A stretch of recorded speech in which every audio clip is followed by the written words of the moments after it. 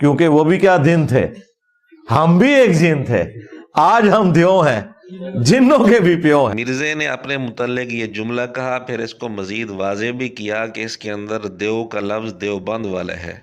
वो भी क्या दिन थे, हम भी एक जिन थे, आज हम देव हैं, जिन्नों के भी प्यो हैं। देव के भी प्यो हैं, देवबंद अला।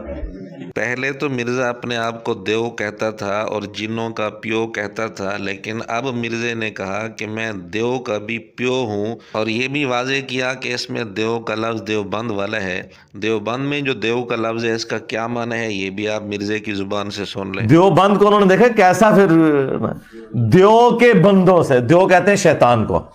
हाँ जी, हाँ। तो मिर्ज़े ने खुद कहा कि देव शैतान को कहते हैं, और मिर्ज़ा कहते हैं कि मैं देव हूँ बल्कि देव का भी प्यो हूँ, यानी मिर्ज़ा अपने कौल के मुताबिक शैतान का बाप है।